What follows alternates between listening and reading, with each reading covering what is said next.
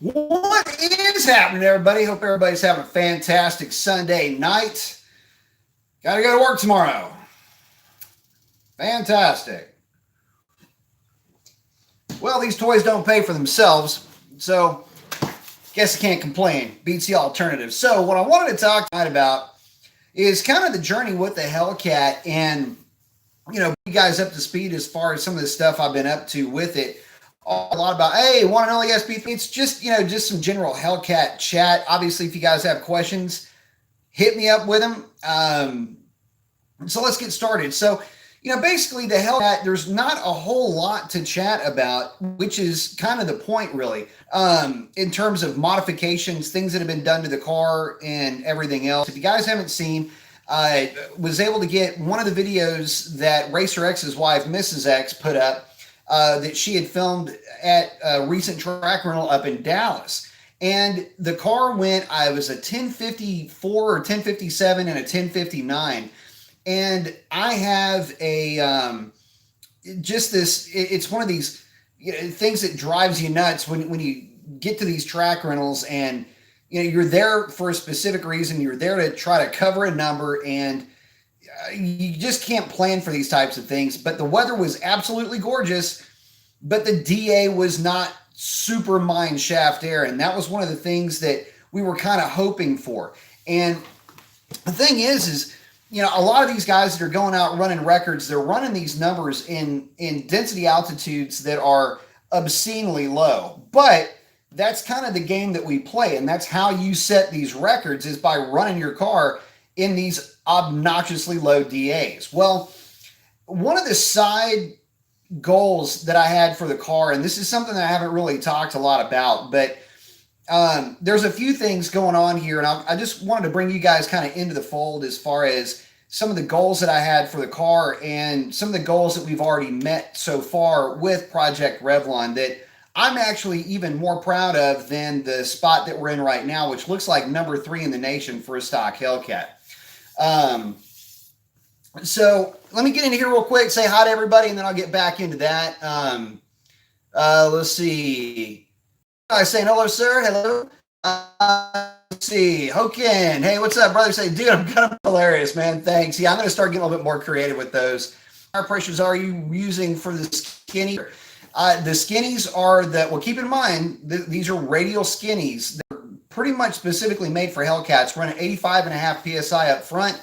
And the rears, I'm still playing with air pressures right now, but I don't go any lower than 23 ever with those tires on that car. MZM saying, please apologize for disrespecting Camaros. I'll apologize to Camaros and disrespecting Camaros when Camaros stop disrespecting themselves. That said, it's not really disrespect as much as it is. I feel so let down by Camaro, and I will never get over my jilted lover syndrome of the Z28 being priced completely out of my price range because I wanted one so desperately bad. Fast Man saying, your day will hopefully come in mine shaft air. I tell you what, it is going to come, and I'll get to that here in just a couple of minutes. But I want to give kind of a breakdown as far as where we are in terms of goals, and a couple of things that I hadn't quite mentioned, but I want to kind of bring up. Gray saying, it's funny on YouTube, I see 3.7 Mustangs and 350Zs and 3 valves beating Challenger RTs, but when I take mine out, I beat all of them. Yeah, I'm not surprised. RT runs just fine. Jemediah saying Camaros are a meme. Hondo saying, here, kitty, kitty. That's better believe it. You'll be chasing cat down the track if you're following me. Let's see. Real Race Production. Can I just do a transmission tube for my Hellcat no inch tube? Absolutely, you can. In fact, that's what I would recommend if it were me. So, just saying. Sean saying, hi, B Mason. Hey, Sean. Trends, can't pronounce it, saying, what size tire are you running on the back? The back's 305, 45, 17s, and the race stars are a 17x9. King's Eye, is there a new Z28? We could only hope for a new Z28. I would love to see a new Z28 come from Chevrolet, but yeah, they got the ZL1 and they've got the 1LE variants for everything right now. So I don't see that in the cards, but it would certainly pique my interest, that's for sure. But I just don't see it happening, not with the ZL1. And the ZL1's doing just fine, by the way. It's not a drag race car. It's out there putting in work, though. And, I do like the ZL1. Let's see. Comment. Triple Threat saying, hello, Mason. Hey, comment. Triple Threat, let's say, why is there not a 392 and a Ram 1500? Great question. I think it's a big miss that they've got. They got 392s and everything else. How do you not put it in the truck? And not in the 2500? I know they got one in the 2500, but I want to see a lot rod action coming out of that truck. Real Race Productions asked, should I run a 275 45 20 or a 305 35 20 on a stock SRT rim? I don't like the contact patch on a. It's I like the way it looks, but the problem is that the contact patch gets real funky with those tires. That width on that rim. The best bet is to get the 305s, but get a set of replica 10.5-inch wheels. That's the way that I went with the Hellcat. And that's what I would suggest. Get that tire a little bit more square on the rim so your contact patch is more consistent across the board. Let's see. Sean is asking, is your Hellcat kind of a hot one, or do you think you have just your stuff together when you're ready to race? That is a great question. My Hellcat is in the top tier, I think, of what you would expect for a Hellcat to put down. But the Hellcats, from what I've seen, are very consistent. There aren't that many factory freaks running around out there. To give you guys an example, on a Mustang dyno, Hellcats will be lucky to put down 595 horsepower to the mine would maybe put down 600. I'm lucky. But one of the things is I've been doing this stuff for a time, and I've been around this stuff for a while, and I've kind of figured out what works, but it's not that complicated with these cars, and that's one of the beauties about these cars. It's just going through the checklist with my car, basically checking the fluids, keeping every deal, and nothing is overlooked, I guess you could say, when I take the car to the drag strip. So, I nut and bolt everything, double, triple checking every fluid level, and the other thing is to be consistent, run the same amount of fuel in it every single time so I know how it's going to react, and run a combination that is going to be easy for the driver to manage getting down the drag strip. And again, I've got, I can't tell you, coming up on about 3,000 and change passes down the same drag strip. So, you do something a few times, you kind of get a knack for it. It's just experience with these cars. Let's see. Zephyr R&D. Class in session. Professor Mason got the fist bump. I like it. John Paul is saying 17, 9.5, not 17. Actually, there's 17 by 9 that truck. Michael Smith is saying, so I talked to Doc Reese about the N54 and said 700 wheel horsepower and stock engine is very common. So what wheel horsepower Hellcat's making? A stock one it depends on the dyno too, and we can go round and round on dynos. So at 700 wheel horsepower on a dyno jet's gonna be something like 595 on a Mustang dyno. Depending on how the car is sampled. So if you're sampling it in wheel sense mode versus RPM mode, 60. So you start throwing mods in it, sky's the limit. I've seen over 1,000 horsepower. I've seen right at 1,000 horsepower on a Mustang dyno, which is going to equate to about 1,100 and change on a dyno jet.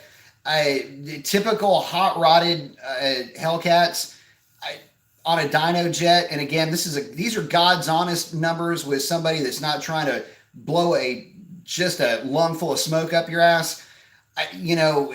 Stock Hellcat will put down 660, 670 in some cases on some dynos on the high side, and the modded ones will put down somewhere just north of 890, 880, usually just south of 900, and those are all 9-second cars.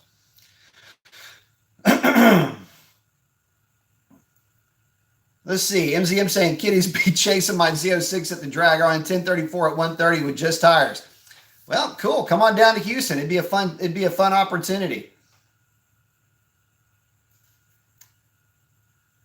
Do like the Z06. The only downside to the Z06 that I've seen so far is I haven't seen a lot of guys take a Z06 down the track that had a lot of experience with them. I've seen a lot of noobs go down the track in Z06s, but I haven't seen anybody that's actually run one that had a full wheel and tire setup, at least not in person.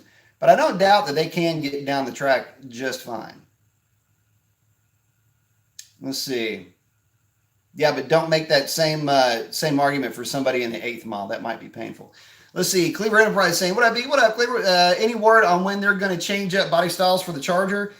I keep hearing about 2020, but Mopar is not doing the Mopar thing with, giving us anything. I don't know. Why do they have one? It's right there. It's not like they don't have the. It would be cool. Actually, I'll be honest with it. Because of just the size of that, I think a wide body option. Them not having a Charger is doing us all disservice. Let's see. Jean-Paul is asking, are Raystar 17.9.5 not too small for 305? No. They're not too small. You got to remember that you got a lot more sidewall there. The issue that you run into with width versus the width of the wheel versus width of the tire has a lot to do with the sidewall height. And, basically, if you've got a 305 on a 20 with the same height, then the tire is going to stick out like that, as opposed to the same height tire. It's just going to be a little bit of a flex out. That's where that's coming from. Let's see. Real Race Production saying, awesome. Thanks for answering the questions. Thanks for hanging out with me. Last one, I went from 440 wheel to 465 with a 93 octane engine trends with the Hellcat airbox. Looking to throw injectors on for 85. Will I gain a lot more? You'll gain torque, but don't lean on 85 horsepower. Without getting too technical and showering you with reasons why, I will pick up torque, but it's going to have a hard time making horsepower up top because you have to introduce about 30% more fuel mass into the cylinder to air. You're displacing the air, and that's why when you run on E85, most NA combinations will show torque, bump in torque at mid-range, and then that gap is going to start to kind of narrow off at the big end. And again, it's because you're injecting so much fuel mass in displacing air. Shawnee is saying, I'd like to know how much your car weighs and what it's making to the wheels. Do you have those numbers coming? I am trying to. I can tell you, actually, if I've got it over here, street trim weighs exactly 4,400 pounds. I would say with the drag pack wheel and tires, it's probably more like 4,300 pounds. And then you put me in it, and I'm right at 200 pounds. So, right at 4,500 pounds going down the track. That's my guess. But I need to get it. Next time I go to the drag strip, I will be weighing the car with the drag pack set up the way that it's set up to go down the drag strip. So I'll get you those numbers.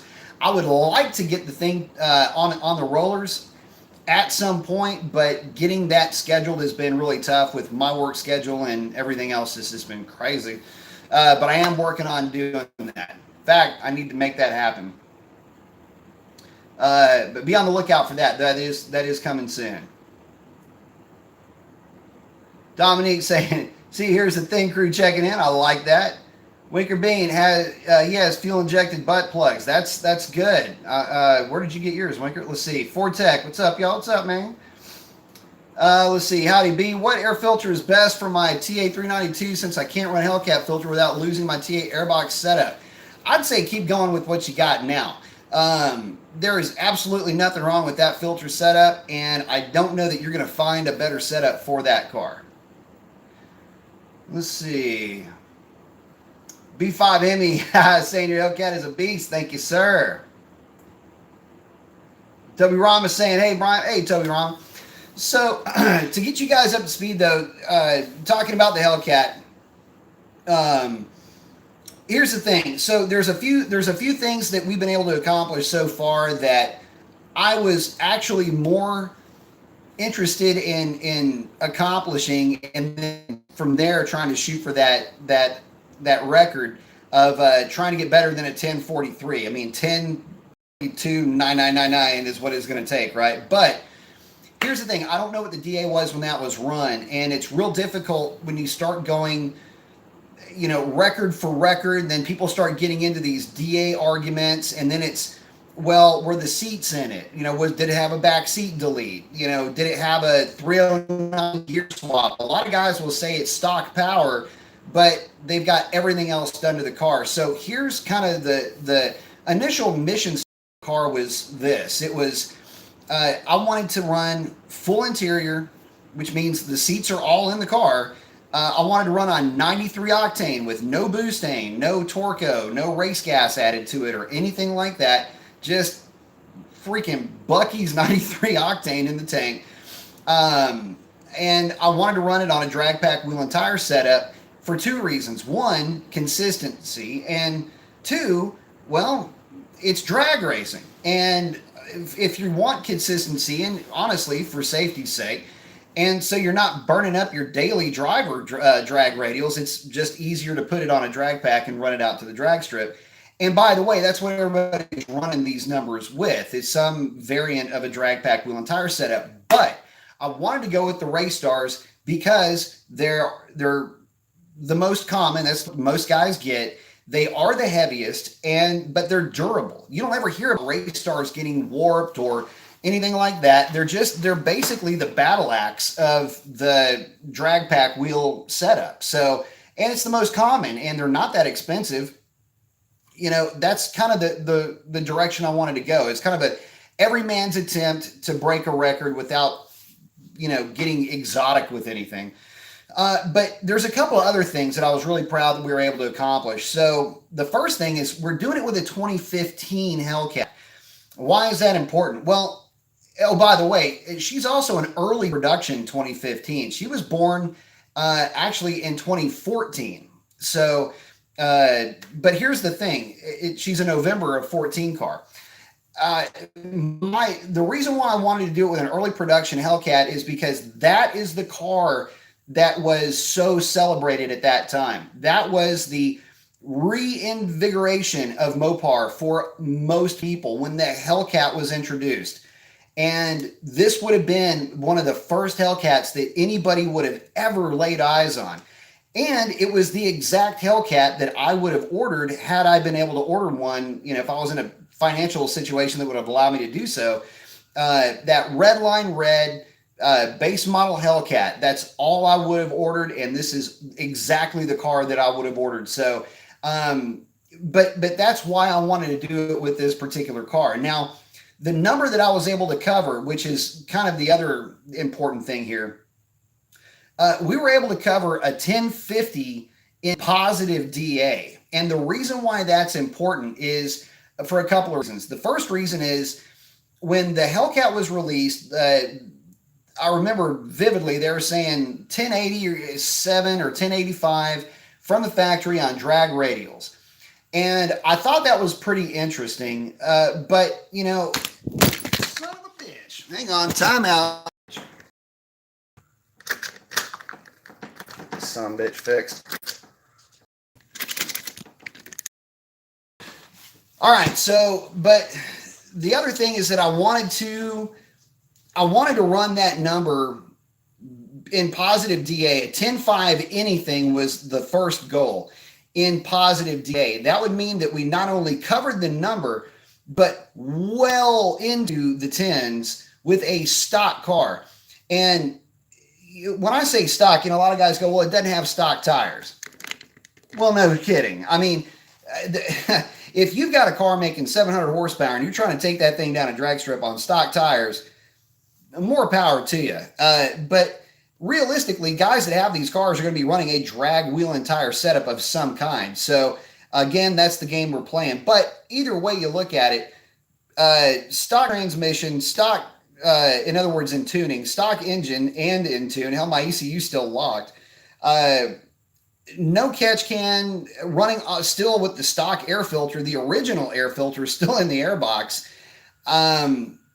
she's running deep into the tens. And that was really what I wanted to try to accomplish, is have a legitimate in positive density altitude 1050 car at almost 130 miles an hour. It's going 129 and change.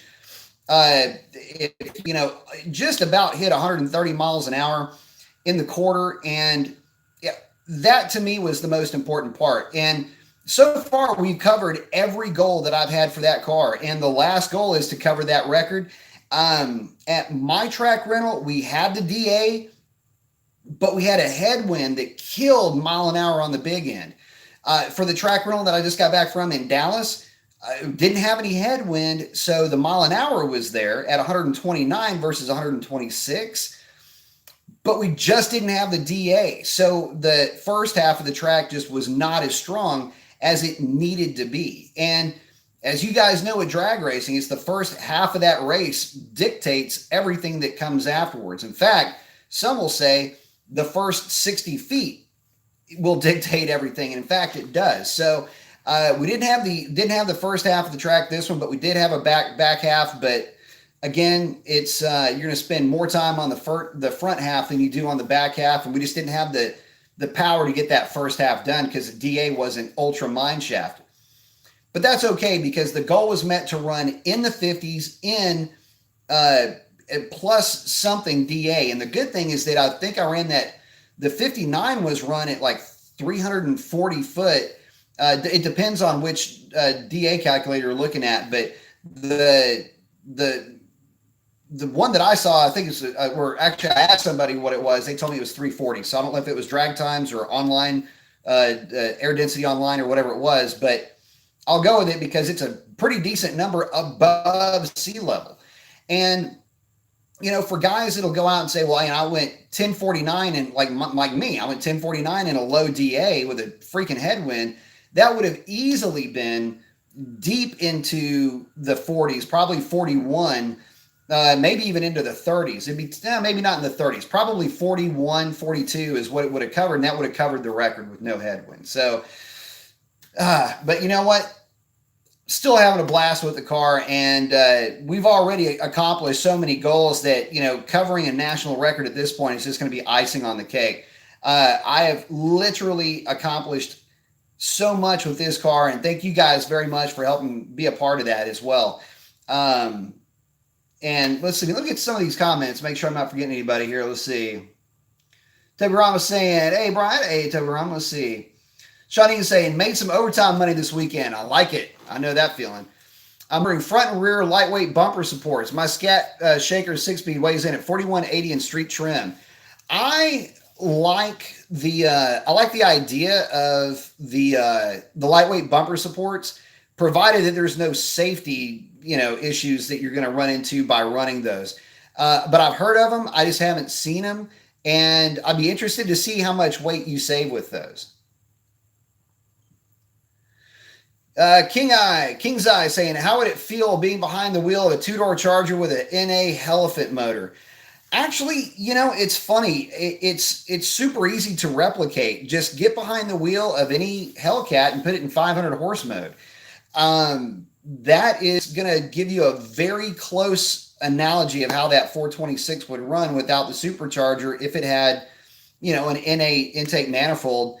And obviously, a cam to go along with it. It's going to be real torquey, but with the current intake manifold design, it's just not going to breathe much higher than about 6,000. So, it's going to be stout out of the hole. It's going to fall a little bit flat on the big end, but still a lot of fun to drive.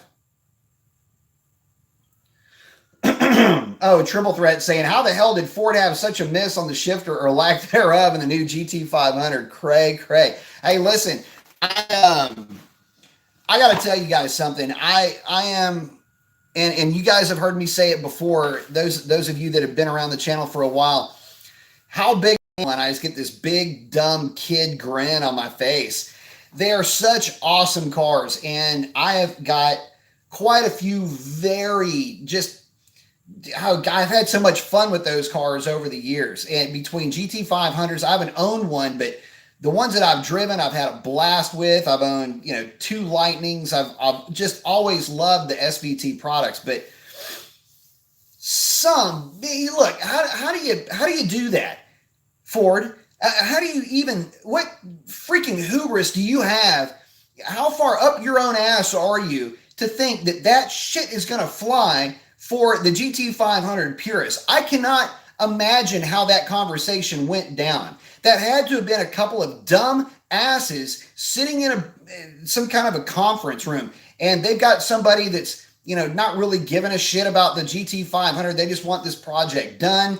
A couple of guys go, what about, and they start rattling off this, diarrhea of the brain and flagellants of the mouth. And next thing you know, this happens. And I cannot, it gets underneath my skin in a way, because we're talking, and I understand the whole technology, bettering of the breed and everything else, but there's some things there's some traditions that you just don't jack with. And GT500s have a manual transmission, all good to put an automatic in there because drag racing and everybody else is doing it. You open up your market to a new buying public and with the automatic. But no, instead you put this transmission in the car with the little flippy, stick your pinky finger out, twisty dialy contraption. And that is what you're going to pass off as a performance vehicle. And you can say that transmission shifts faster than anything and does this and does that and does whatever.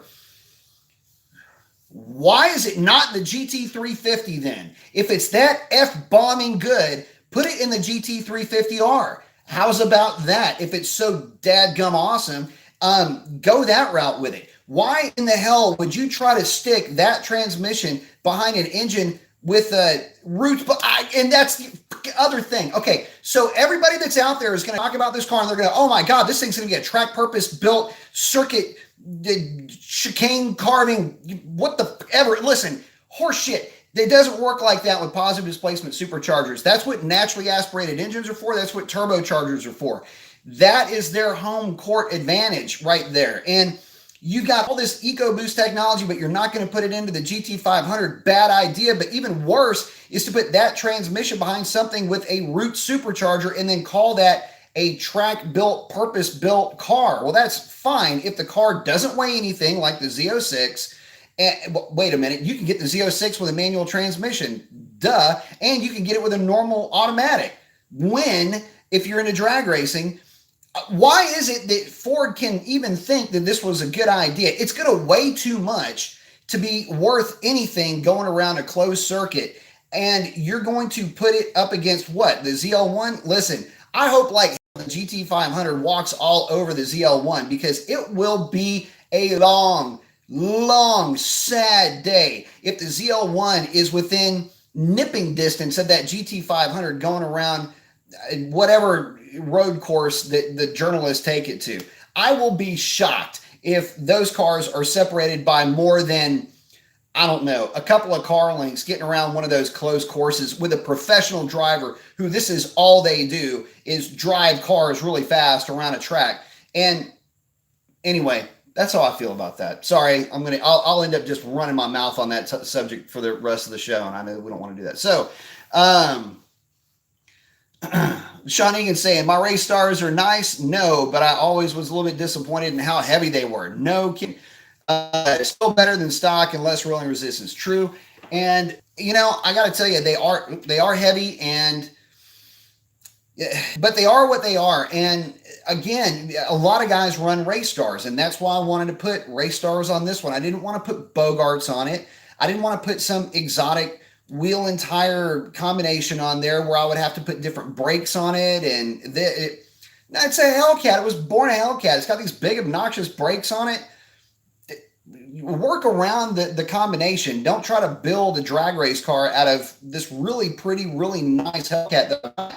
And that's kind of the idea that most guys would have anyways, that they would just want to take their Hellcat to the drag strip and have a good time with it and be safe with it and enjoy it.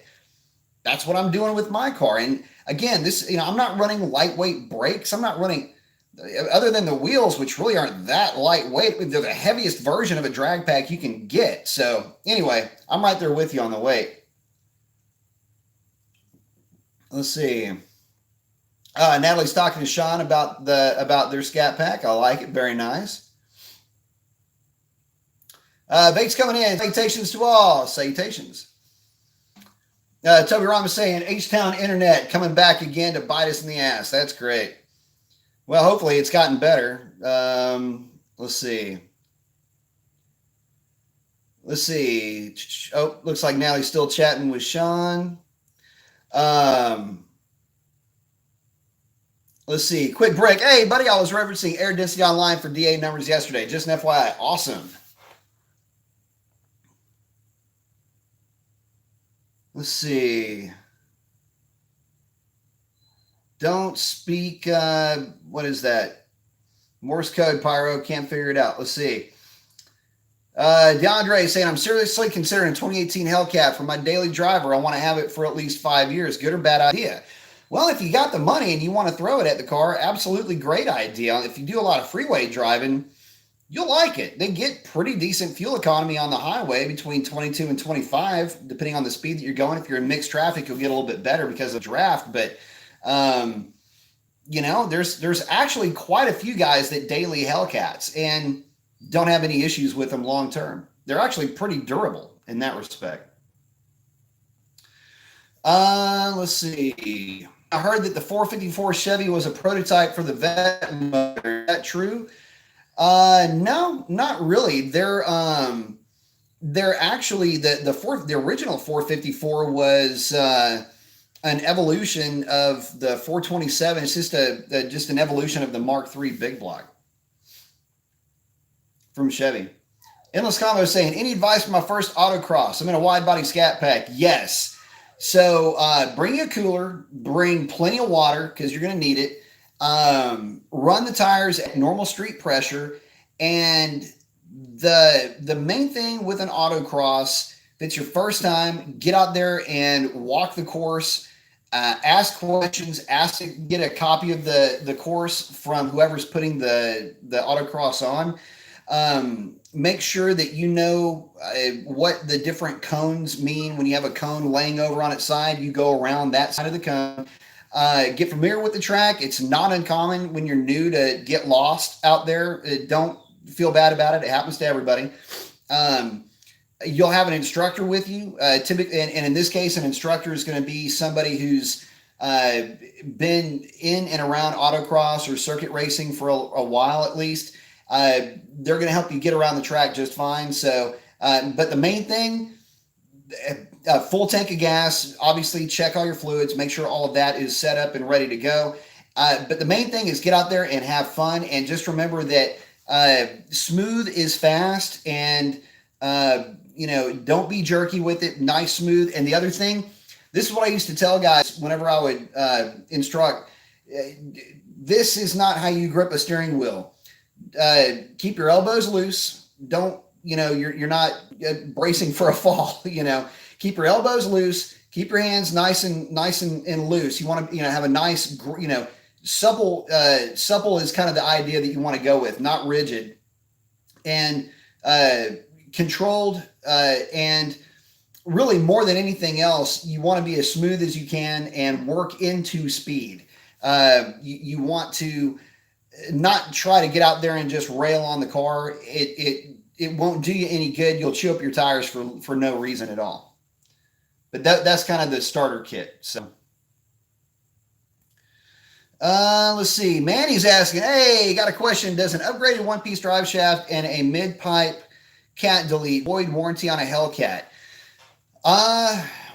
So yes, kind of. So the drive shaft will void anything that's after the drive shaft. So half shafts and rear diff will not be covered, but transmission would and engine would, and there you go. I don't know anything about a cat delete. You're going to get a lot of pushback with a cat delete for sure. And depending on the demeanor of the tech and the just the general attitude of the service department, they could kick you out for the cat delete, but they see plenty of drive shafts. The way that it was explained to me by a good friend of mine whose diff has recently broken, a freak thing, by the way, with a stock Hellcat.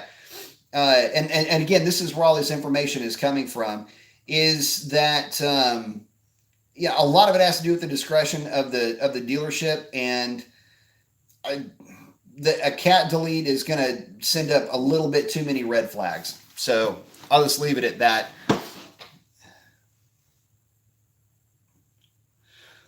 Sean is asking, Brian, what are your 60-foot times? 60-foot times were 157s, I believe, for most of the day. 156, let me think. Where the hell did I put those times? I think these damn computers everywhere. Anyway, can't remember, but I want to say 156, 157, right around in there. Let's see. Now he's asking, B, have you seen any Diablo handhelds that won't finish loading the tune? Loads engine tune, but it won't load any trans tune. It says error has occurred. Hurt my 60s today. I'm not really sure. I haven't heard of any Diablo tuners freaking out like that unless you have to load that tune separately. Again, when my experiences with HP tuners, and you can load it one of a couple of different ways. Talking about the tune for the entire car, that'd be engine and trans. You can load engine only, trans only, or load them both. So at the same time. So check to make sure that that's not part of what's going on there, that you have a separate drop down or something like that for the trans specifically. But no, to answer the question, I never have heard of that. Bill Jenny saying, hey man, I'm a big fan of your channel. Well, thank you. Overload the bearings. So depending on the car, you can get away with more or less. Like if it's a Miata, obviously there's a lot more you can get away with there. But in general, if you're going to be doing a closed circuit, or put the car in a closed circuit environment, the idea is to try to keep it no wider than it has to be. And again, this is more for bearings than anything else. And you can also get into steering anchorment and how everything gets affected by having the wheels farther out. But again, there's so much to it. But best way to do it is just get good with the car on its stock width on a tire. You'll go a whole lot farther with a driver mod than you will a car mod. Let's see. Dwayne Weaver's asking, your thoughts on removing the clutch delay valve in a 2016 392? I'd say do it like now. And will it void my drivetrain warranty? Only if they know it's there, and maybe not even then. Okay, so for you guys that don't know, there's the clutch delay valve is basically, it's a reduction orifice in the clutch line itself. And what it does is it basically slows the clutch disengaging and engaging, which can give you a very disconnected feel. And it can also, if you're trying to power shift these cars, because there's a delay there, you can actually not have the disengagement when you really run through the gears quickly, and you can actually grind gears and tear up synchros. I know why that thing is there, but it's annoying and stupid. I would say just, I don't know. It would the chances of any warranty if they found out about it, but I don't know. I cannot believe they even put that in these cars. Mike, is the internet freaked out again? Let's see. Crazy Nate saying, hey, love everything you do. Thank you, Crazy Nate. You inspired me to save money, and now I'm ordering myself my own scat pack, and I know what to do and not to do. Thank you. Well, man, that's awesome. I'm stoked for you. You're going to love that car.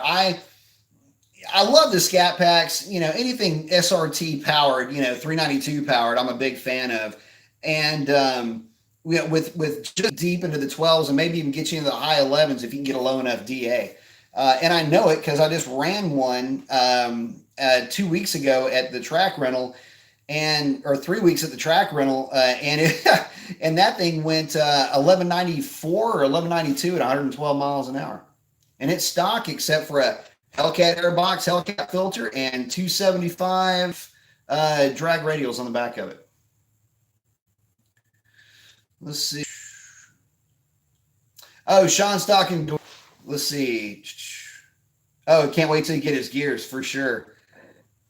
Philip Mark is asking thoughts on rumors of the Dodge Barracuda. Man, there are so many rumors about that car that it's almost like you're swatting flies. Itself, if the car is released and it's a smaller version of the Challenger, so to speak, then that might be okay. But I just don't really want Mopar to be playing in the Mustang and Camaro game. It just, I don't want to say it's beneath Mopar to do it, but Mopar's got such a unique product when compared to those two. Now, if Barracuda is the code name for a platform that that would be released, then that might be something worth looking at. Angel is also another name that gets thrown around quite a bit that could very well be the code name for a platform more than it would be for the car itself.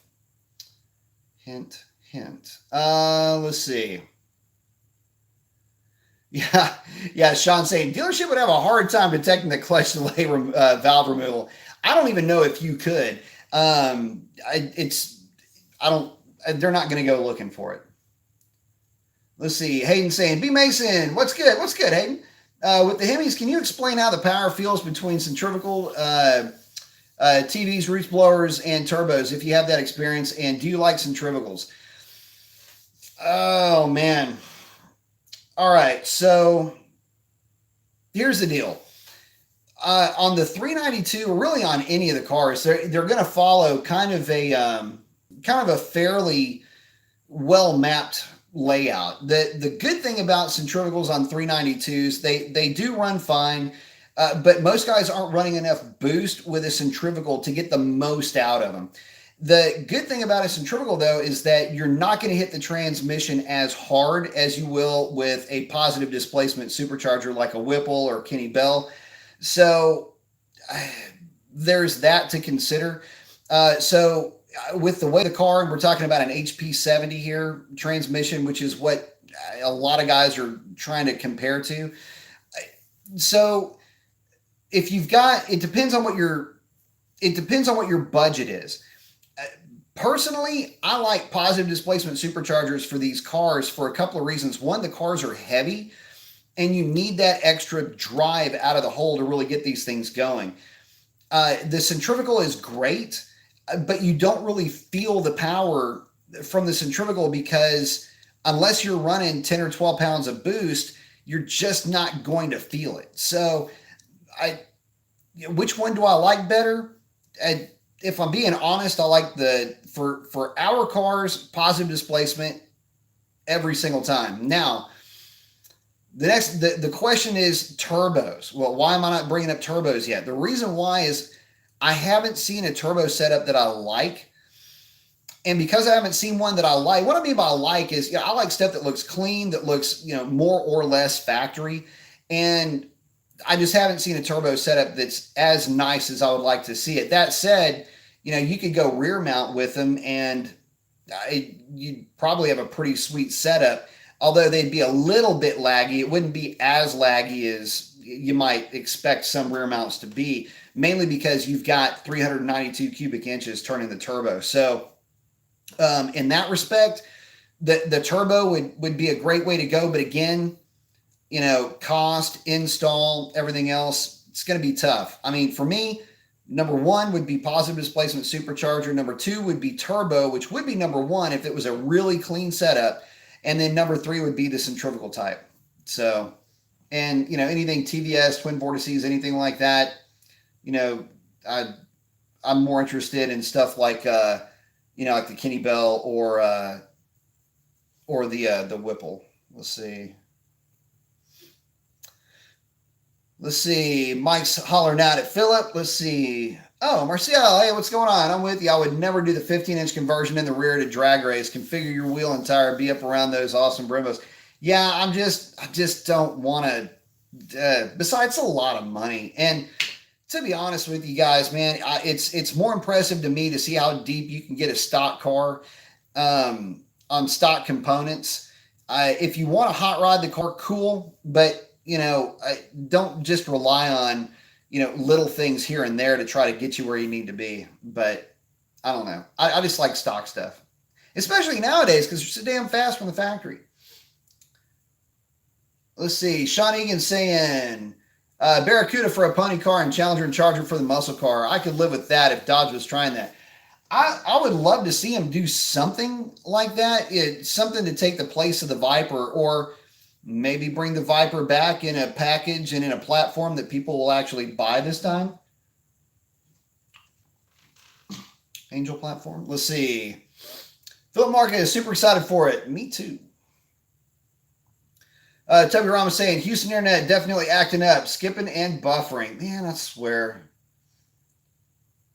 Let me know if it gets really bad, guys. Let's see. Mike Benedetto saying Demon should have been the CUDA Demon, but there's only so much you can do with that LX platform. Let's see. B5 Hemi saying I believe Ford does not release any horsepower and torque numbers on GT500 due to the fact that it's probably around 720, and that won't cut it. I think they're tweaking output as we speak. You know, I'll tell you something. I would like to believe that, but here's something, and again, not to go off on another rant about the GT500, so I'll try to make this short, which is tough for me to do. Here's the thing. Where's all the hype for that car now? You know, on the 14th of January, the automotive community was all aflutter with GT500, and now nobody really is talking about it. Nobody's remembering it. And that's kind of a sad thing. Ford has done everything wrong with this car in terms of marketing, and it's really bumming me out. Just as a car guy in general, I mean, yeah, I fly the Mopar flag really high, and I wave it as vigorously as anybody does. But I'm also a car guy, and I just am... it's not a dejection thing. It's not a disappointment thing. But it is disappointment, really, when you think about it, because they bring the car out, they parade it across the stage, and then hurry it back into the green room. And it's not leaving me wanting. See, that's the problem, Ford. I think I see their angle now that I'm talking through with you guys. Was it bring it out, and that's supposed to generate a lot of buzz, and then people are just clamoring around with their bags of popcorn and their beer, you know, and waiting for this thing to be released? Well, the problem is that nobody's talked about it. No, there is no buzz about the car. They've done more harm than good. And, you know, they say there's no such thing as bad press, but, you know, if you stand on the street corner and scream that you love shit sandwiches, that's kind of bad press. And that's basically what's going on here. They've said, look, this thing looks fantastic, but it reeks of shit, because they couldn't give you the power number. They couldn't give you true quarter mile numbers. They couldn't give you 0 to 60. They gave you these real cheeky little, I can do. Again, it's just this, I feel bad in a lot of ways, because it could not have gone worse for Ford. This thing is literally falling down upstairs. So again, I don't want to get too heavy into the GT500, but it just bums me out. Chronicles of AJ, have you ever been to Dubai? No, and it bums me out, because at one point I was actually trying to get a job there. Donald Powers saying hello, B Mason. Hello, Donald Powers. Philip Mark is saying, I love the way Dodge is always one step ahead of the competition in the horsepower wars. They refuse to give up their lead. I'm a huge Ford fan, but Dodge is really doing the USA proud. You know, I'll tell you something. I agree with you there. And the thing is that at the end of the day, nobody remembers quarter miles or 0 to 60s. They just remember what the horsepower was. So I like it. Mike is saying too much history.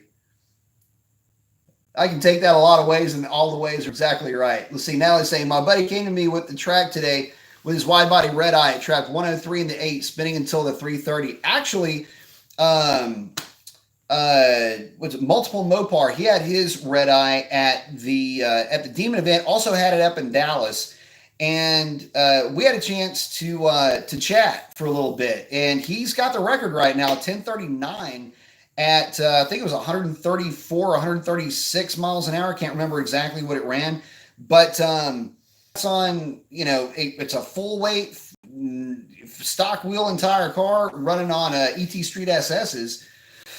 Car's no joke, man. This car's fast. So absolutely car for sure. But I don't know what he ran in the 8th. Anyway, long story short, we did get a chance to line him up, and his car was quicker than mine. I launched like a little bitch once again, but again, there was some PT was quicker, but I had a better light, so I got to the track. That said, that red eye is super, super impressive. Check that out, by the way. Mike saying, I had Ford Vans, Stangs after the 90s Stang. I never forgave them. I love the 88 the best. I loved my 88.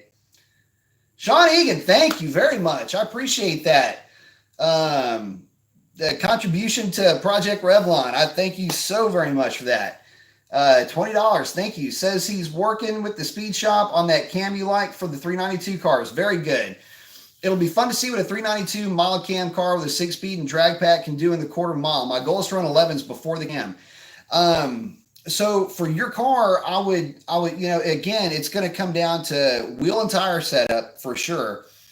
And lots of seat time, and don't be afraid to be aggressive with it. I would probably suggest looking into driveline durability leading into getting that camshaft though. Drive shaft and half shafts might be in your future, but you're going to have to launch her hard. I would say, 4,500 RPM and let her rip, because those girls, they got to be swiftly kicked in the booty to get them to launch. So, but I think you'll do great. I think you've got it in you to do it. And honestly, I think it'd be cool to see that car going down the track, getting, I like that. But thank you very much. I do appreciate that. Let's see. Hayden coming in with fun question for you. If you had a $10,000 budget, car and mods, what would you pick? If you had a $10,000 budget for just mods on any car, what would it be, not including the cost of the car or any other points? Let's see. $10,000 for me to build a car. Well, that's going to depend on what I'm going to be doing with the car. If I were to be taking this thing on a road, you know what? I'll tell you something. That's tough. I'd have to think about that, because it depends on what my mood is as to what I actually end up answering that question like. So for $10,000, you can pick up a C6 and do anything in the world you want to just about with that car. Actually, maybe not a C6, C5. You can do just about anything in the world, but then you just have another C5. I would probably see if I could find... Fox bodies are getting a little bit too expensive. I'd have to think about that. The second question, I think, was 10 grand for just mods on any car. What would it be, not including the cost of the car or any other points? For that, I would probably look at something like a C6 Z06. Heads, intake, and exhaust would be the direction I would go with that car. Obviously, the Hellcat, you could go with, pulleys, E85, the whole bit, and still have some money left over for wheels and tires at that point. But man, I don't know. Going back to that $10,000, I would probably say I would build a turbo LS truck is probably what I would do. I would get an early LS powered truck. Doesn't matter if it's a 4.8, 5.3, turbo the piss out of it, build the transmission to where it will handle whatever I throw at it, and go run nines with a pickup truck. It's probably what I would do. Because I think you could do it with 10 grand. Let's see. Toby Ron was saying, why is Mopar not letting go of the sedans like the Charger, Avenger, and Dart? I think Dart's done. Like Ford and GM. Surely they see society moving to SUVs and CUVs. I'm happy they kept the Charger around. But, well, here's the thing. The people that are into Mopar are into cars. And keep in mind, Mopar's got the SUV market covered with the Durango and with the Cherokee. So, if you want a people hauler, they got the minivans. So, why not make a sedan that people are actually buying? The only sedan that is not doing that great is the 300, but it's doing well in other markets, namely Australia and UAE seems to love them some 300. So they also have the SRT variant as well. We do not, which to me seems a little bit weird, but that's the way it worked out. Um, Sean E saying, I have an aluminum drive shaft and a rear end brace now. Yes, that is a good thing. I don't know that I would be long. I don't. It's not that you're going to hurt a Hellcat, but a little. I don't know. The best way I can say it is a little peace of mind is worth a lot to me. And obviously the 392 cars probably wouldn't need them, but it doesn't hurt them to have it either.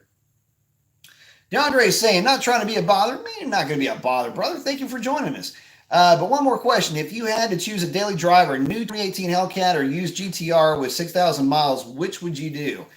I would go with the Hellcat in that one, mainly because you start racking up miles on a GTR, it's going to become, it might become a little bit more expensive to fix later on.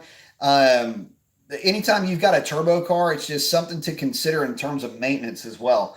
Hellcats, and they're durable. I mean, look, you got guys running 9-second quarter-mile times with the stock transmission. So, yeah, I don't think you're going to have a problem with the Hellcat. Again, stay on top of maintenance, and it'll service you just as well as any other car. I mean, you got to remember, these things came with 100,000-mile warranties when they first came out. So, just something to consider. Philip Mark is saying, thoughts on the mid-engine Corvette and all the talk of a twin-turbo V6 and a hybrid system for the Vet. I like that. I like the idea of the progress in the U.S. auto market, but hate giving up the traditional look. My thing with the mid-engine Corvette is that was, Zora Duntov's dream was for that car to be mid-engine. So it's the car that he wanted. I mean, the guy that invented the Corvette, that's what he wanted to make. And this is just the car that he never got to have. So for me, I like that a lot. And as far as a turbo V6 with an electric hybrid drivetrain, that to me would be amazing. I mean, again, it would be Corvette really stepping it up and getting with the times. I don't think that it's absolutely necessary, and I haven't heard of anything necessarily hinging that car around that drivetrain, but I think in general, you're going to see the brand of Corvette bring itself up a notch, but not so high that folks won't be able to afford it. I think it'll be just right. That just right combination of power, of handling, of modern sophistication that the Corvette just really hasn't had leading up to the C7. I think the C7 is about as good as it's going to get for a front engine rear drive car from the States at that price point. And then moving into the mid-engine Corvette, if they can keep that price point down just with, the utility of scale, just the sheer numbers they're going to make of them, I think they're going to have themselves a major winner there for sure. DeAndre is saying, by the way, love your videos. Well, thank you very much. Thank you for visiting with us in my top 3 car channels. Thank you very much. Toby Ram is saying, Hellcat 300C, that would be awesome. Absolutely, it would be awesome. DeAndre is saying, thanks a million. Thank you, sir. Mike's saying, right meow. I like it. Let's see. Philip Marcus, that's cool. It gives me a better outlook on the new Vet for sure. Nice to see that vision come true. I got to tell you guys, to me, the mid-engine Vet is a long time coming, and I really hope that car doesn't price itself out of the market, so to speak. The best thing about the Corvette is that, for the most part, if you're established in a career, you can afford a Vet. Now, you may have to eat spam and rice to do it for the first couple of years, but you can have a Vet, and that's okay. If you're into cars and you're into American sports cars and you want to, have that experience and make that sacrifice, absolutely. It's an awesome thing. I just think that for the most part, the evolution of that car, it needs something special like this mid-engine layout to, I don't know, separate it. And to kind of give a double barrel middle finger to Ford with, oh, we've got this new GT and it's mid-engine and it's a 6-cylinder and it's EcoBoost and it's $500,000. And Corvette goes, oh yeah, the mid-engine thing. That's right. We were looking at that about 50 years ago. I'll tell you what, hold my beer. And then watch what that Vet ends up doing to that GT. Let's see. Philip's saying Chevy did comment that they've taken the front engine rear drive layout as far as they could. Yeah, that's kind of what I figured. Symphonic saying, I love how the Ford guys, when the new 18 GT came out, they said it was faster than a C7 Stingray. Well, that's a bold statement. Now, when I say the C7 ZR1 is still faster than the GT500, they call foul and say you can't compare the two. Yeah, it's kind of funny when you start picking and choosing for yourself how you're going to throw a punch. Everybody is better than everybody else. It's one of those things where, it's who else are you going to talk about at that point? I mean, Mustang didn't have anything to hang with the Hellcat, didn't have anything to hang with the 392 cars. And Camaro was just out waiting D6 to arrive, or the 6th gen to arrive at one point. And, Mustang basically had the world at its feet in its own right. And when when the 18 was released and people were saying that it was going to be faster than insert this car, insert that car, and reality just didn't bear out at drag strips around the world, I don't know. I found that to be a little bit interesting, but to try to say that Mustang is going to hang with a Vet is just a very, very ill-advised argument to try to pose. So, multiple Mopars. Hey, what's up, man? Saying I have a 19 Z06. Much prefer the Mopars. Vet tunes like a grandpa car. The Z06s that I've driven, I've had. I like the C7 quite a bit, just in the fact that the cockpit is much more ergonomically, I don't know. To me, it fits better. Things make more sense. Steering wheel placement is better. The C7 is an amazing car, but it's a sports car. I mean, it's designed to be lightweight. It's designed to be as small as it can be, but still offer some give you some ergonomic sense. But the Mopars are they're big, they're powerful, they're the brawler in the bunch, and that's why so many people have gravitated towards them. And if you look at sales figures, they're still on an uptick. So when other manufacturers are seeing flat lines or even a decrease on the Chevrolet side of life, the Mopars are doing well, and they fill a void that nobody else wanted to fill. They say if you want to be successful, find a job that nobody wants to do and just get really good at it. Somebody's going to need you for something, and that's kind of what Mopar did. They put together a product that is fast, reliable for the most part, about as reliable as any other modern car is these days, and they have a presence about them that you just can't compare. And so for sports car guys, the Z06 is a fantastic car, and I love them. They're built like a tank, and they can do a lot of things really well. But the one thing that they can't do really well is they can't out Mopar a Mopar. Mopar will always do big, comfy, and real fast better than anybody else.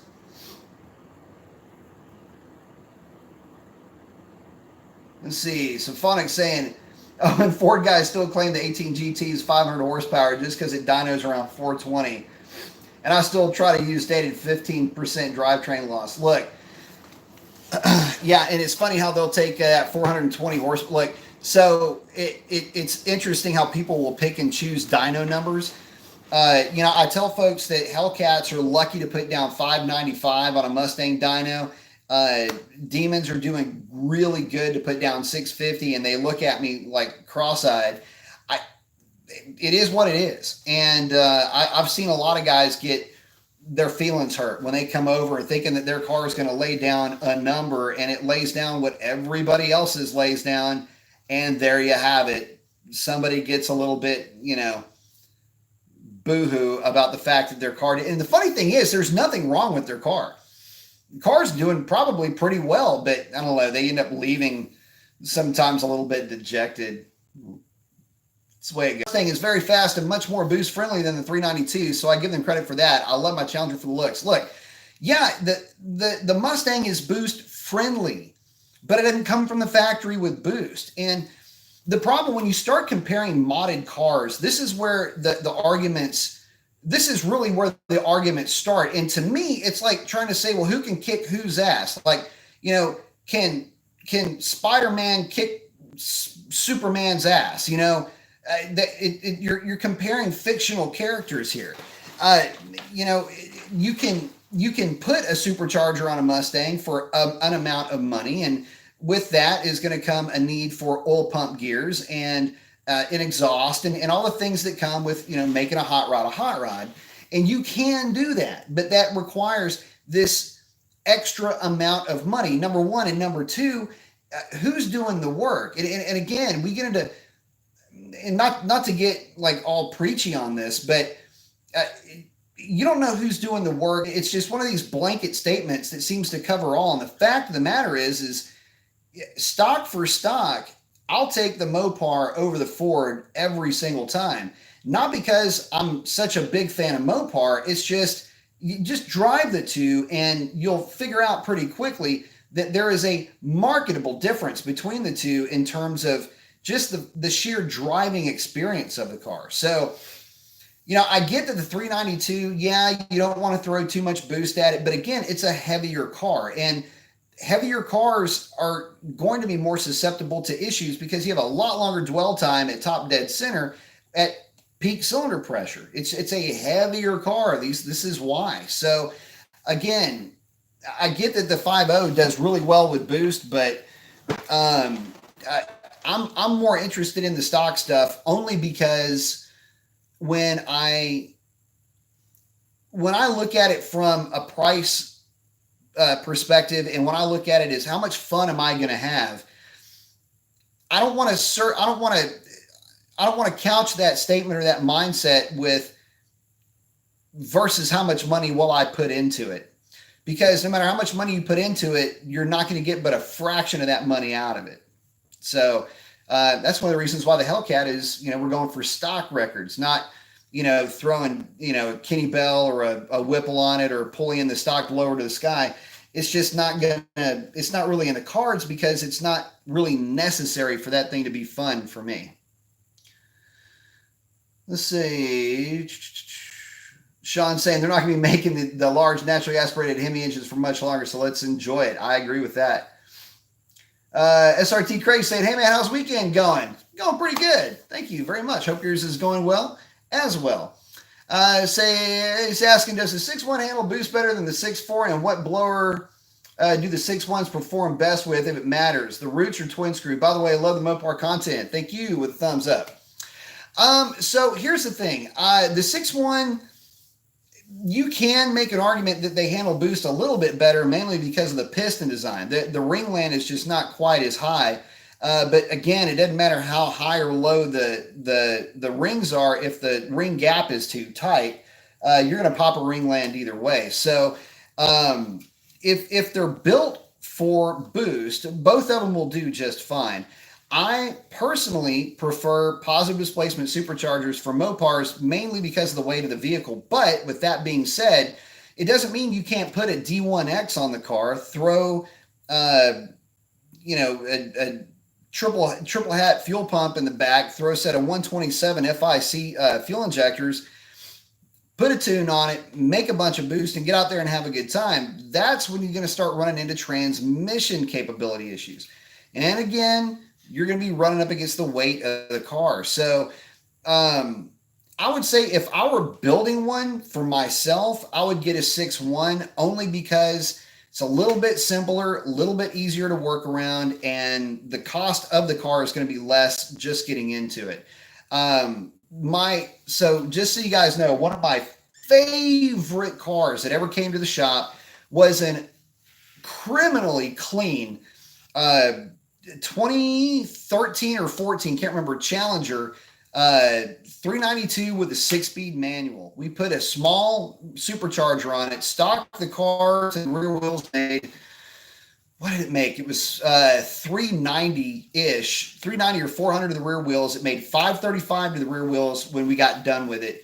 And that car was a freaking riot to drive. And I even told the guy, if you ever plan on getting rid of this car, you got to call me, because I had plans for that car before we gave it back to him. I really like that car. But I hope that answered the question. I don't know if it did, but anyway, that's what we did with that one, and it worked out great. Again, though, it depends on how hairy you want to get with that car. I've seen Whippled cars do really well. Whipple with nitrous, 426. This is on 6.1 cars, by the way. 426 with a Whipple and nitrous, 426 with just a Whipple. I try to tell guys, look, man, keep it simple. Don't try to overthink it. When we're talking boost, just remember that the engine is just there as an air pump. If you've got a supercharger on it, you can make whatever boost you want to make. So, but keep it safe on 93 and keep it fun, for crying out loud. I mean, everybody's getting so worked up over these numbers, and how fast does it go? Keep in mind, a lot of the cars you see on YouTube, a lot of those cars only go really fast once or twice, and then boom, that's all she wrote. So just food for thought. Let's see. Siphonic saying, I'm on a little bit of an anti-Ford rant here, but ran into some fools past few weeks. But they also tout how boost friendly they are, and can't, like, LT1s can't handle boost. Act like LT1 can't handle boost. LT1 will handle whatever you want to throw at it. You just got to be able to tune around for it. Some guys run twin fuel systems on those cars too, because they are direct injection only. Just keep in mind a few things, guys. A lot of these guys will try to bench race you into an argument, and it's just not worth it. The scoreboard end argument for me is just show up at the drag strip, man. Let's see what you got. And that's the other thing. I don't want to hear about what somebody's friend has. That's the other thing. You'll hear this at the drag strip. I've got a buddy that's got an insert car here that goes this number that sounds fast. It's like, okay, I don't really care. I've got a funny story about that, but I'll have to save it for later. Let's see. Multiple Mopars. Oh, yeah. Saying it's in the trans tuning on the Z06, mainly because it has a ton of dead pedal at certain speeds. It does, doesn't it? What he's talking about is that you run into almost some doldrum areas where you can't get the thing to want to. It's just not a very sporting stock shift program. A few tweaks and it can be a fun suicide machine. However, like you stated, different cars. Next time you're Northeast Texas, come by and drive our Z06 stock versus trans tune. I'll tell you what, I'd love to. I am, like I say, I'm so big into transmission tuning that, and I tell folks all the time with these modern cars, it's all in the trans tune. The trans tune will absolutely change the complexion of how these new automatics will drive. And with the Mopars, as long as you stick to, and this is real important, guys, as long as you stick to a certain set of parameters with that torque management, don't go in there and just remove all of it. You still need a little bit to help the shift. It actually will help speed up the shift just a little bit. But for sure, you go in, there's some things you can change up in that trans tune that will absolutely make it a riot to drive.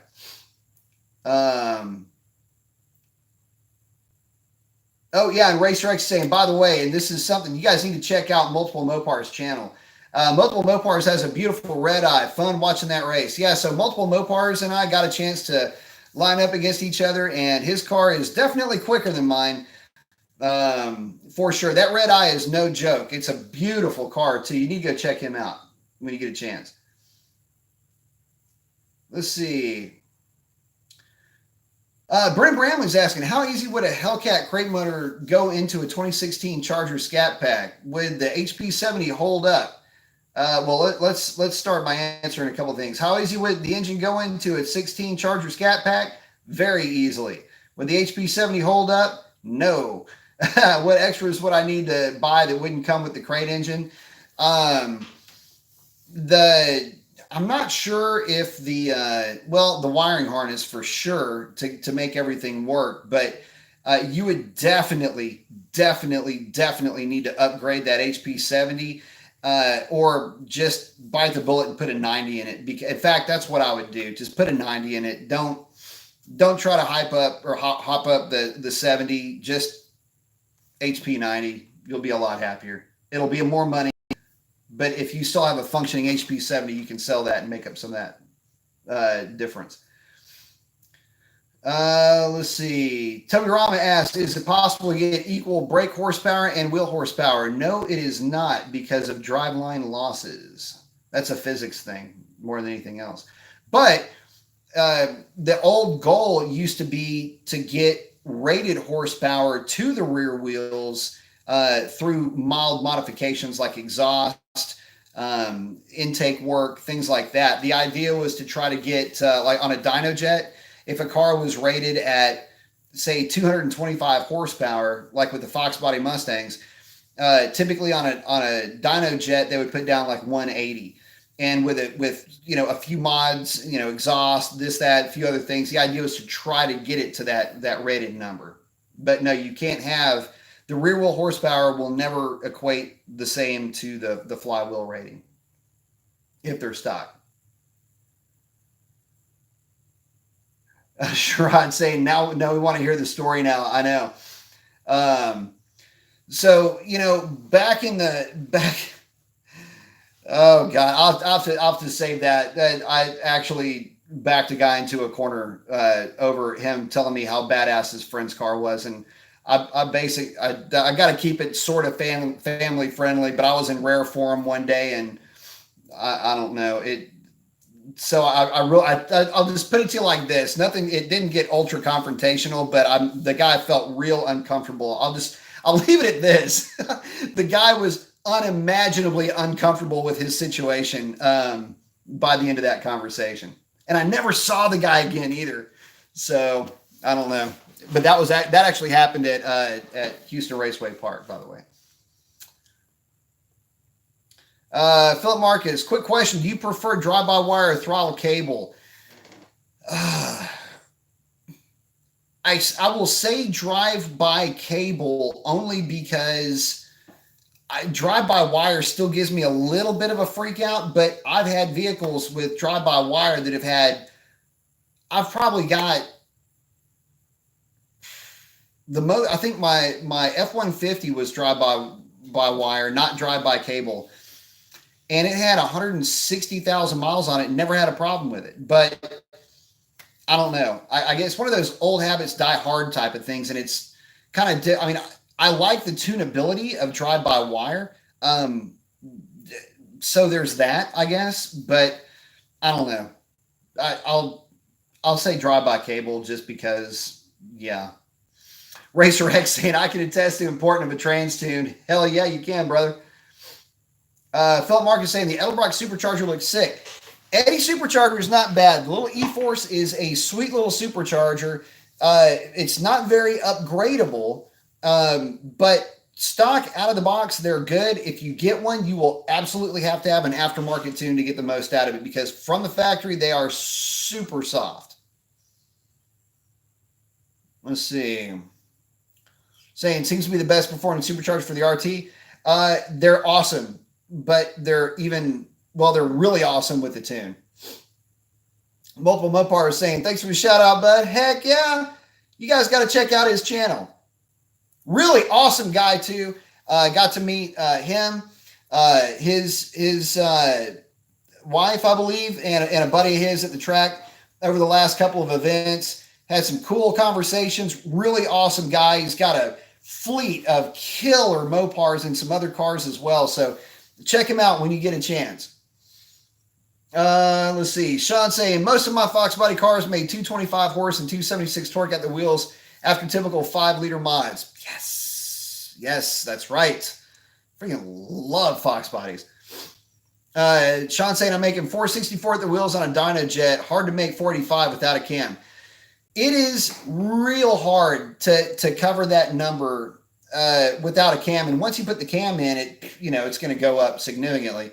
But yeah, it is. But here's the thing: on one hand, that's not necessarily a bad thing. It's just one of those things where you look at it and you go, damn.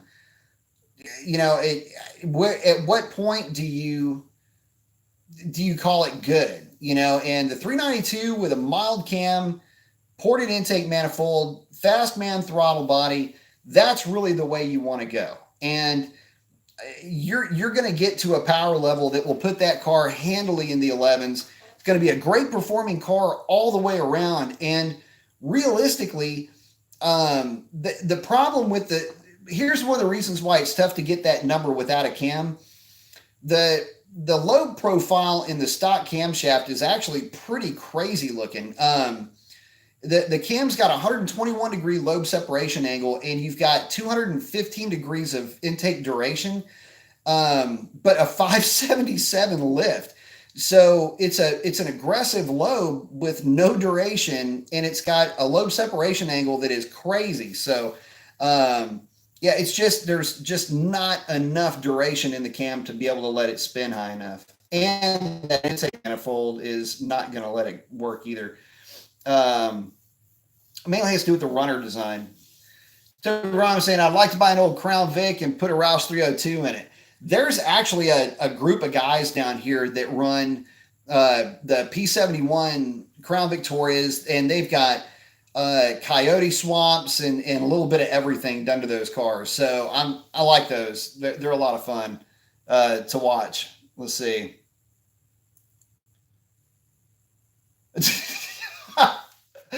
Multiple Mopar saying, I'll try not to take a nap at the light next time we race. Had a blast. I'll tell you what, if I'd have known they were gonna have the track running until 6, I mean, we'd have had to go at it again. So the difference in ET, I mean, that I would have to cut a better light to cover that red eye, brother, because she's running strong. But both of our cars were running very similar ETs with very similar mile an hour all day, which is it's really a cool.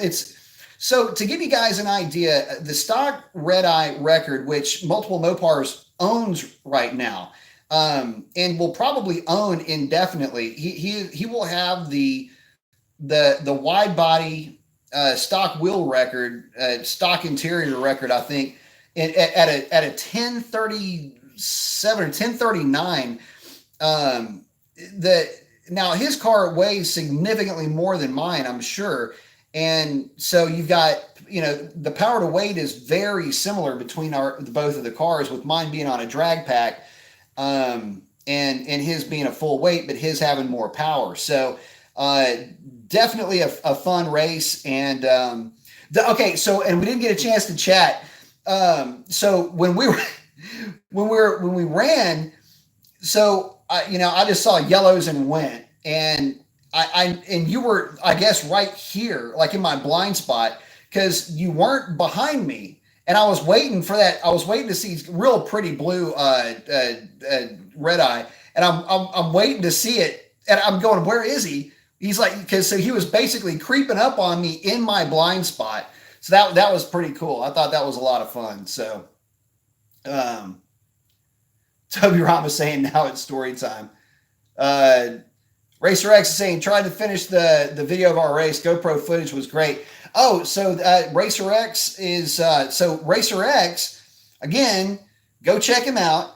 But Racer X has the GoPro footage of Multiple Mopars and myself running at the drag strip with that red eye. So I haven't seen the video. I have no idea what it's going to look like, but we're all going to have to run over to Racer X's channel and watch it, because I'm pretty sure it's going to be awesome seeing these two gorgeous Mopars running down the drag strip.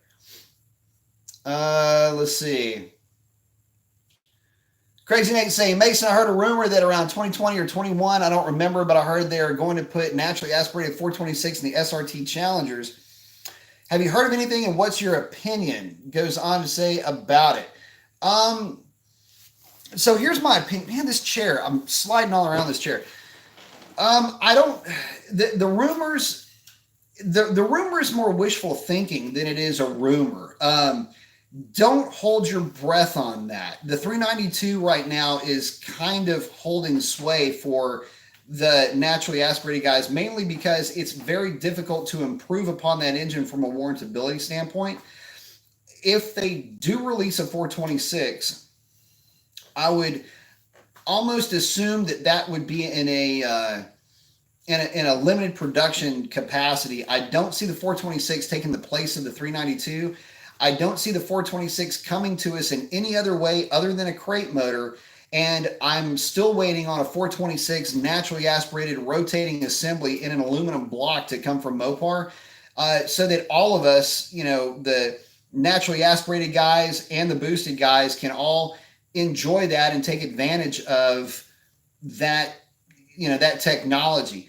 And I've been a long time critic of Mopar for not releasing anything for the NA guys, especially in light of the fact that we've got the 1320 coming, which is going to be an awesome car. And that would have been an ideal platform for an NA aluminum block 426. How could you possibly go wrong there? You revise the intake manifold, let the thing spin to about 6,500 RPM, make about 540, 560 horsepower, and have a solid 10-second car right out of the freaking factory. But no, they didn't do it. So since they didn't do it for the 1320, I'm having a hard time believing that they're going to do it for a production car moving forward. Keeping in mind that technology does kind of waterfall a little bit. Let's see. Philip's asking, how do you like the new GT500 compared to the 2014 model? For me personally, I think I'd enjoy the older ones more than the new one. I think that I would too. I have enjoyed the older GT500s, and I would like to hope that it's not me hollering out sour grapes over the new GT500 when I'm talking about the transmission and questioning its durability and being critical about the fact that it's not hearkening back to the tradition of a true manual transmission. Again, criticism of not having an automatic transmission. Those are the things that I'm hoping are not being taken as sour grapes. I'm hoping that it's being taken in the spirit that I mean for it to be taken. And that is that, those of us that are buying GT500s are buying them because of the tradition, that we were all basically brought up in this, and we understand what the GT350 is there to do because we understand the history of the Boss 302. We understand the history of the GT350. We also understand the history of the GT500. And to grind against tradition in that respect is not, you're not sowing new ground. What you're doing is you are alienating your core buyer that was actually looking forward to this car and in his or her mind was rowing the gears. Or let's say you've got, somebody who's, wanting to have an automatic for drag racing and really put Mustang back on the map. You want Venom to kill demons? Better come correct with that automatic transmission or it ain't going to happen. Well, people are looking at this, just salivating, this GT500 going, oh my God, I can, Mustang is going to be back. We own the road course with a 350R. We're going to own the drag strip with a GT500. And what? That's the result. That's the reaction that you're getting. And if this arrogant, cheeky ass attempt to buck a trend and buck tradition, yeah, whatever, man. I mean, you talk about leaving a sour taste in a lot of Ford loyalist mouths. you just figured out a way to do it right there with that transmission. And look, I could be completely wrong. That thing could be programmed to where it is just unbelievably amazing going down a drag strip. I'm not saying that it's impossible to do, but I'm saying that it's still not going to be as good as that 10-speed could have been. And I think the cost of it alone is going to push it away from the guys that would actually benefit from having that car the most. So let's see. Togurama saying the 426 is solely in the drag pack. However, that isn't a production model, but there's that. Well, yeah, it is, but it's only sold in that car. And it's not altogether, I mean, it's a production car, but it's not, I don't know.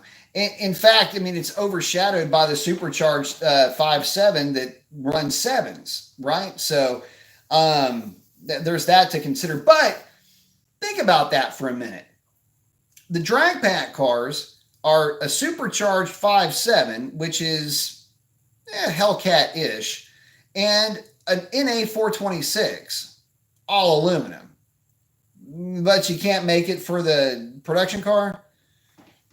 Questionable. Let's see. Sean Higgins saying, I'm too much of a manual transmission guy to really love the new GT500, even though I know that my days are numbered. Man, but they don't need to be. You know, that's the thing. If I am going to drive a car with a manual transmission, I want a manual transmission. And I don't want one of these nice, soft, slick. No, man, I want that thing to feel agricultural, man. I want that thing when I'm pulling a gear. I want to click when I'm pulling gears.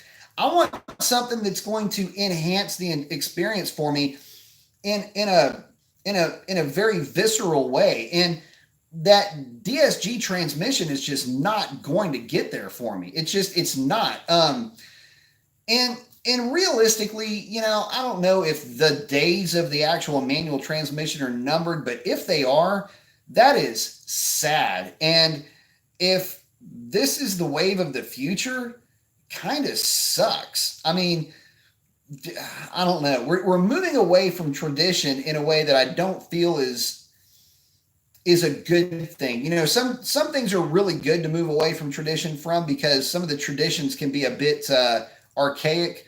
But man, a manual transmission with a pedal for each leg, man, I don't see how you go wrong with that. So anyway, they do. I guess anatomy has changed over the years, hasn't it? Crazy Nate saying, interesting. Thank you. I heard you can't order the 1320. That's what I heard. The dealer said I can order scat packs till May. After that, I can't. Let's see. I think we got Crazy Nate got sandwiched here by multiple Mopars. Let's see. I'll tell you what, Crazy, I'll get back to you. Multiple saying, I think the 426 will be a crate-only option, which I believe it will be too. I think the 426 as it stands today will have an issue passing emissions and economy standards. Yeah, no doubt. I'd love to see it come to fruition, though. I tell you what, I would too, and I've been saying it for a long time. And leading up to the release of the 1320, I was saying if Mopar drops the 1320 with a 426, I will be the first in line to order one. And they came out with a 392. So I got me a Hellcat. Crazy saying after May can't order the scats. He also saying usually the first gen engines have the most problems and issues. I wouldn't necessarily say the 426 would suffer that same fate. There's a lot of R&D that's already gone into the 426 through the scat pack, or the drag pack car program. And really, I mean, it's built on the same block as the 392. It's actually technically that engine's built on the same block as the 6.1. But realistically, I don't think you're going to see a problem there. I think that, you know, kind of like Multiple was saying, and it's what I've been saying for a long time. I mean, you've got a long process to get the vehicle EPA certified. It's got to go through use, misuse, and abuse trials.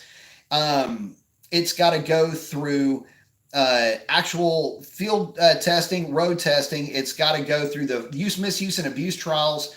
Will take at least 3 months to accomplish. That's after you've already put everything together for the car itself. Then you got to go into actual road testing with it. Um, um, it would take about until 2021 to get one.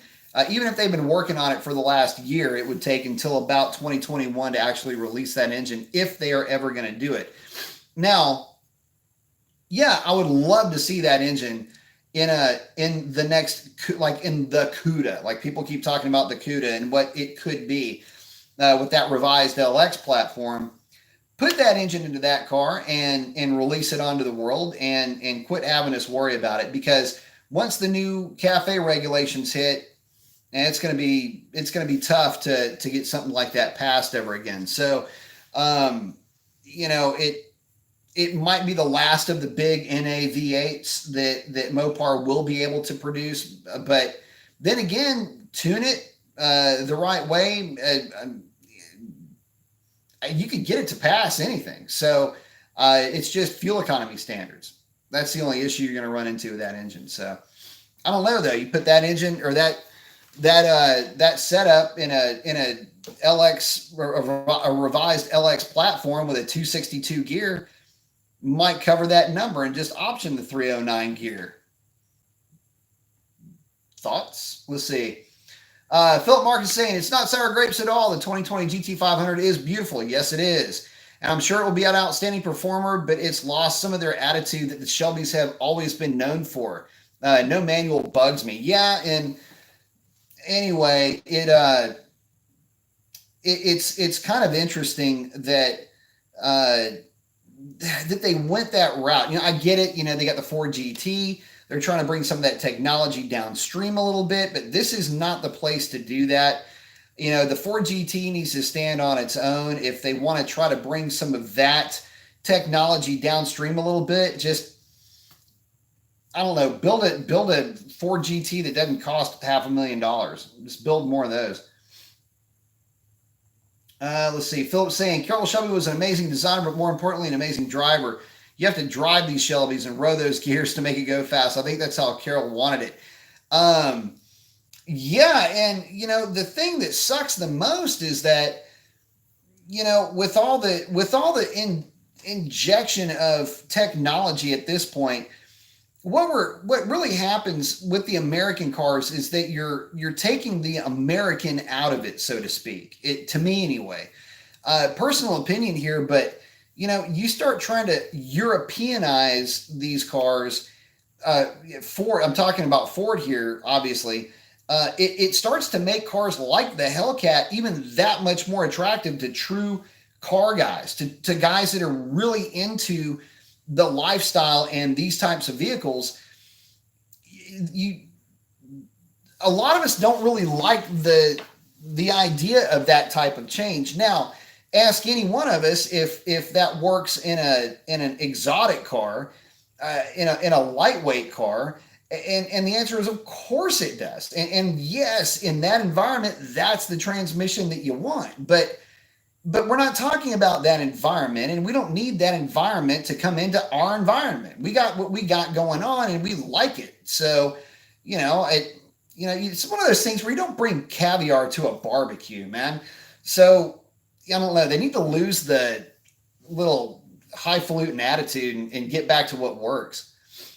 Multiple Mopars, direct injected Hemi. That would be nice. Should run cleaner. Just hope they flow enough fuel. What I would like to see is a dual fuel system Hemi. And the reason why is the fact that the Hemi is a tumble port design, and a direct injection system would help to cure some of the atomization issues that type of flow design creates. But have it be dual fuel like the Mustang. And I don't know, instead of 10.8, 10.9 to 1, make that Hemi 12 to 1. You can get away with that with direct injection on 93 octane. And make it 426 cubic inches. And then we can rock out. But yeah, no, for sure. And that would be the next I don't know, I guess evolution of that platform would be to take it to that level. So, but is FCA going to put the money into doing something like that? It'd be kind of tough, but they are the only one that's still holding out with rail only injection. So, could be, could definitely be. Let's see. Uh, Crazy Nate saying he heard. I'm thinking I'm missing something here. Let's see. Hang on. Both Mopars or port and fuel injection. Yep. Um, Symphonic saying it's just silly to make a cat auto only or manual only. Is it really that hard to offer both? I think he's talking about car. Yeah, it can't be that hard. But all right, so again, talking about the GT500 here. So is their idea that okay, well we only have to build it'll work because we're only building one transmission. In other words, mounting points for pedals and stuff like that. They don't have to worry about multiple setups. Although it'd be really easy just to have a pedal kit pop in there, but don't have to worry about routing, hydraulic clutches and all that stuff. Maybe that's the direction they're going with, but still think they fell off the mark there. Crazy Nate, the new 2019 Camaro SSs are coming out with a smaller block, but with a turbo to make up for the decreasing block size. Does that make any sense? Haven't heard about it unless they're just shrinking the engine itself, but haven't heard about any turbo specific stuff for the Camaro. But then again, I haven't been keeping up with it too much lately. Let's see. John Morrill saying, trying to get the most out of my LD all-wheel drive platform 5.7. Let's see. Crazy Nate saying, I'm just trying to figure out what the hell is happening to muscle cars in 2019. I think some of them are having an identity crisis. John will say, without blowing up the front end, recommendations. A tune, transmission tune, and call it good. I wouldn't try to overstress that driveline, and I think with the tune and a trans tune, you won't be too far from that. So just get it out there and have fun with it. I wouldn't go too crazy with it, though. Let's see. David Barlow is asking, how does the 2011 Challenger RT transmission handle supercharger power? He's talking about the NAG 1. They're actually not bad, and the cool thing about NAG 1s is you can always get them built. The NAG 1 has been behind some real nasty E55s over the years, and it's been doing just fine. But you got to remember that's a Daimler source transmission, so it will absolutely handle whatever you want to throw at it if you have it built. If it's stock, I would say its torque cap is going to be probably somewhere, the generic 550 pound-feet of torque number that you'll typically hear. So let's see. We'll look at something real quick. Make sure I'm not forgetting anybody in here. All right, guys. Well, I'm going to sign off. We're coming up on almost 2 hours. It is Sunday. I got to wake up with the Amish. I hope you guys are having a great week ahead of you. That's a wrap on this one. Thanks, everybody, so much for hanging out with me tonight, and I will look forward to y'all on the next one. And that is a wrap. Hang on, I'll make sure. W. Rom is saying, tell your story. It's one of many, and I'll have to save that. That's one of those deals where I don't even know if I want to put that on film. It's kind of a bad story, but yeah, like I say, he was not feeling very comfortable with his situation. Talking about his buddy's car. I'll take that to kind of a dark place, actually. At any rate, guys, hope y'all are having a great week coming up, and I will holler at you later.